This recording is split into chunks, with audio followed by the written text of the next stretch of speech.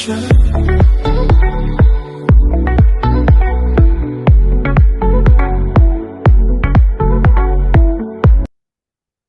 everyone and welcome back to the Ripple Effect under Beat&Brush. I'm Raina Kapoor. And I'm Mirani.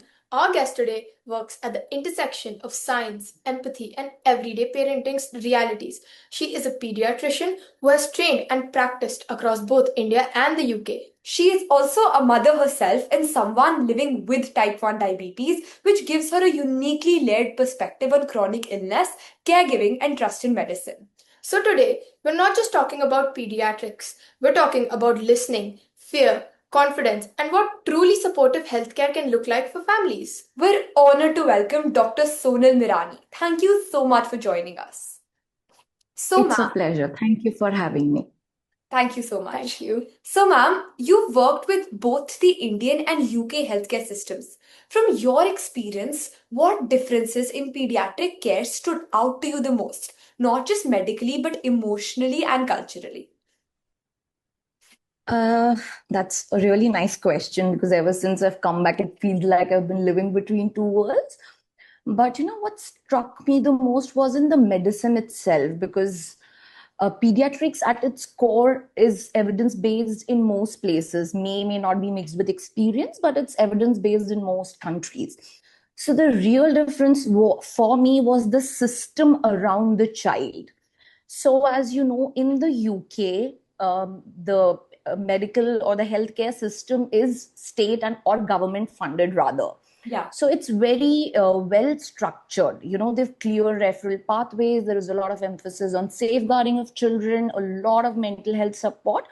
And to say the least, there is a lot of time built into listening, not just to the child, but even the parent. So the system almost expects that emotional conversations are going to be a part of pediatric practice. Whereas in India, you fund your own health, and the expertise in India is exceptional. The clinicians here, not just pediatrics, but in all fields, are extremely and incredibly skilled. But the care that happens is under immense pressure. There are just so many patients, a high patient load, there's limited consultation times, and you'll often see that leaves family very confused. Yeah. So, although there are plus and minus, but I feel with this, there is a lot of experience. You can individualize the care that you provide to the children in India as pediatricians. Although healthcare is not equal for all, there is still a sector of a pediatric population that do not have access to any sort of decent healthcare. But the next thing that I'd like to highlight here is family support. In UK, most families are nuclear and they're really on their own, growing, buying groceries with a 2-day-old. I've seen it firsthand. So there is no 40-day quarantine and there is no family support. So family support here is much stronger.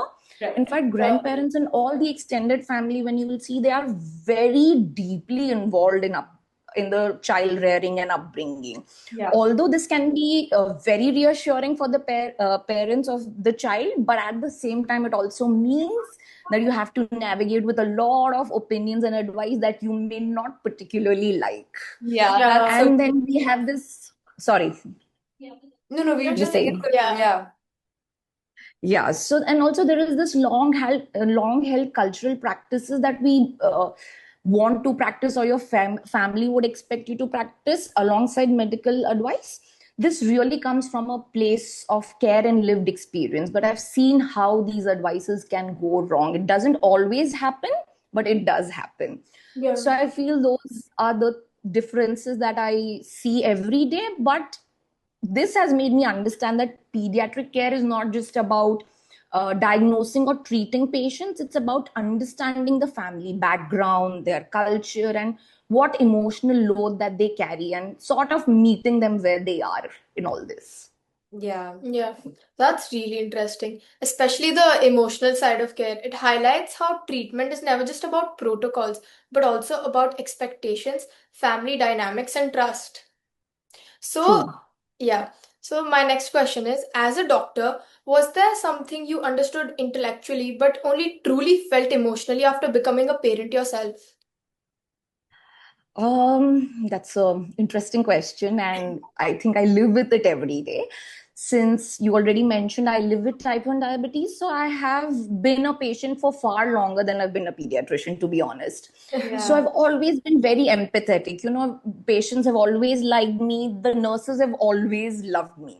So I always understood parental anxiety, to be honest. I could explain it to you, reassure, vouch for parental anxiety, even anticipated that okay, this parent looks anxious, and I could do all of it. But motherhood made me actually feel it in my body. Yeah. It's that low grade alertness that I always had. There have been times when I've been listening to Gia's while she's sleeping. I'm trying to listen whether she's breathing or no, worrying about her development, to a point where I was obsessing on why isn't she looking at me and smiling? Is she autistic? Like, I've gone to the depths of it like madness. Sometimes knowledge can work against you, but replaying every small decision in my head, worrying about everything. These things I think textbook cannot teach you. So Definitely. this comes with being a mother. And I think The experience. now when I practice, I see they don't need reassurance. Yeah. I don't think reassurance does a lot. I think they need the permission to feel the way they do. We don't validate feelings very often. So sometimes it may sound very irrational at the surface to somebody else, but it is actually rooted in love and responsibility. Yeah. And I think being a mother has truly helped me appreciate that the parents have their own right to feel anxious, and they are allowed to sit with those feelings. And I think it helps them move forward once they know that their feelings are validated and we're not rushing through things. That's true. And I think becoming a mother changes basically everything in a very good way. And that distinction that you have about knowing and feeling is basically so powerful because it adds an entirely different depth to how you show up for families. So true. Yeah. So, next segment, you strongly advocate for evidence-based medicine. In an age of social media advice, reels, and parenting hacks, how can parents realistically distinguish between science-backed guidance and well-packaged misinformation?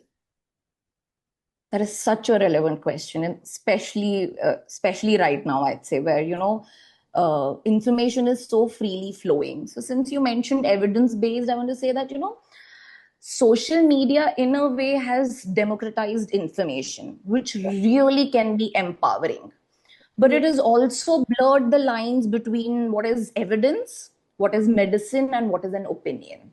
So when I say evidence-based medicine, you'll hear everybody talk about this is scientific. How people did something in olden days, it's scientific. I'd say it's not scientific, it's logic. Yeah. There was no light, so they told you don't cut nails, etc., etc. It's not scientific, it's logic, right? We used evidence and scientific very casually these days. So I'll give my favorite example of all times. We say that cigarette smoking causes cancer, right? But when I say that, I am talking from evidence, and I'm not saying if you have cigarette, you will get cancer. I'm talking about what evidence tells me. So there is the real science is always slow, more nuanced, more complicated than you know. Like, I cannot guarantee that if you smoke a cigarette, you're going to suffer from cancer.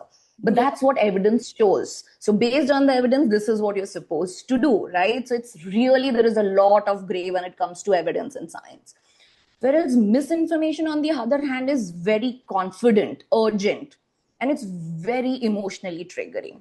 When something triggers an emotional response, you have to think about it twice. It can be very tempting for parents because such information gives you an illusion of control. Yeah.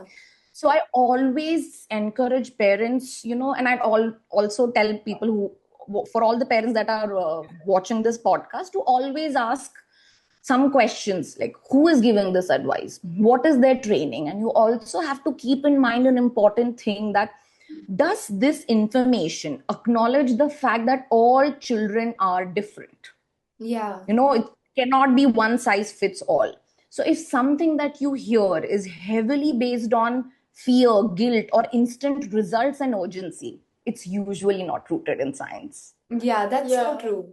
And I think it's very important to cross-check because unless you don't, there can be panic and you don't want that to spread, obviously. Yeah. So I call that fear mongering. Oh, wow. Yeah. I think that's such an important point too, especially for parents who are genuinely just trying to do their best and often feel overwhelmed by conflicting advice. So, up to the next question. For many families, insulin pump therapy and advanced diabetes technologies can feel intimidating at first. How do you help parents move from fear and hesitation to confidence when introducing these tools to them? In fact, for insulin pumps or treatment for any chronic illness, I would say that it's not really the new treatment modality, because I think these families look forward to it if they can afford it. But it's actually about responsibilities. Parents worry that there'll be something wrong. Is this device tested? Will it have side effects? And there is a lot of fear around it. So I start by normalizing those fears and breaking it into manageable steps. It's not like you have to put it, like if you're talking about a device, you have to talk about it, give them a demo. So there are multiple steps. Only then they are ready for a new modality or something more permanent. Because this is very, very common for kids with type 1 diabetes to shift from injections to insulin pump. Yeah. So I have that personal life experience. I share it with them, and when it comes from a doctor, they tend to believe it a little bit more. So it's not really about perfection is not really the goal. It's about trying to manage the illness with confidence, and especially kids these age, they are very tech savvy. So it also shifts that responsibility of looking after the child to the child looking after themselves. So it's not like these technologies are supposed to replace them or replace anything for that matter. It's just to support better health. It's a tool to be able to manage that illness better. So I think once they understand all this, the fear sort of softens. Yeah. I really think that transition from fear to empowerment is such a crucial part of long-term care, and it's really reassuring to hear how much guidance and patience it takes. So, my next question is, becoming a mother often changes perspectives in profound ways. How has motherhood transformed the way you practice medicine and interact with anxious parents? So I think we've already addressed that, how I used to be able to understand parental anxiety.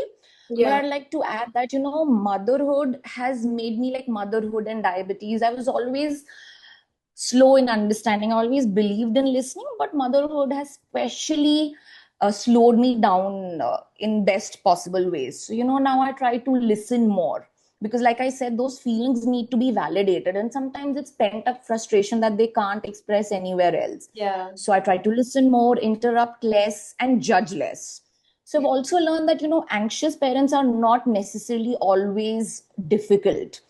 What they are is scared and often misunderstood. So when that fear is acknowledged, instead of being dismissive, they start to trust you, and that's when your information and science will land better.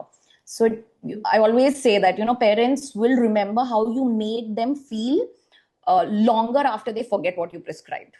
Yeah, that makes so much sense. I also had a follow-up. Has it ever happened with you that since technology is becoming really developed over the time and kids just, go online, search symptoms and find new things and then they come up to you? Has that ever happened, that miscommunication or that panic? It is there, because I'll tell you, more than kids, parents usually come up to you. So there's this whole thing of how they want to change the immunization or vaccination schedule in the US. Trump administration has now made some changes, and there were certain mandatory vaccination. Now they've made it optional. So there's those parents, now they send you those articles, and then there's this panic that, my child is due for vaccination tomorrow. Why are we giving this vaccine? This is what the Trump administration in the US is doing. So it does take a lot of, because some words that you hear, like I said, to be able to explain to them what evidence means, like I said, it's nuanced. So it does happen very often than not. And initially, it used to be just search engines and Googles. Now we have a customized care plan given to you by ChatGPT. Yeah. So it complicates our jobs even more. That's completely fair. So my next question is, if you work and philosophy, could you leave one last ripple in pediatric healthcare? What would you want that impact to be? Honestly, if I could leave one ripple, I would hope that it is helping parents trust themselves while staying grounded in science. Yeah. I feel we have a lot of pressure today as parents to parent in the time of social media after seeing one perfect reel from another. Yeah. I'll not lie, it got to me. I saw one perfect reel after another. There was a perfectly plated plate finished. And then there were worksheets, parents were making activities at home, and it made me feel inadequate. Not as a doctor, but as a mother. There was a point where I felt I am failing. Yeah. So that's how this whole thought turned into all of me, which is a pediatrician led parenting community that my colleague Dr. Shrishti Gandhi and I run, where we do all sorts of workshops, podcasts, and everything. So that's how this came into being. So I feel that if I could leave one effect, it would be helping parents trust themselves while staying grounded in science. Pediatric care and parenting needs to be collaborative. It doesn't need to feel intimidating or without being judged. And it is very important for us to remember in this care, children need to be seen as whole humans and individuals, not just children. When you start doing that, I think parents feel more confident and connected, and children thrive in such environments. That's true. And I think it's so amazing how you can be a pediatrician and manage your motherhood so that work-life balance just really shows something. And you have such a meaningful vision and one that feels like very deeply needed in today's healthcare landscape. So, Dr. Sonal Thank Mirani, you. thank you so much for this conversation. It's been thoughtful, reassuring, and incredibly insightful. Your work reminds us that good medicine is not just about treatment, but about trust, communication, and compassion. To everyone listening, if today's episode helped you feel more informed, more confident, or a little less alone as a parent or a caregiver, then that's the ripple we hope to create. Thank you for tuning in to the Ripple Effect under Beat and Brush. Until next time, stay curious, stay informed, and keep choosing care that's rooted in both science and humanity. Thank you so much. Thank you so Thank much. you.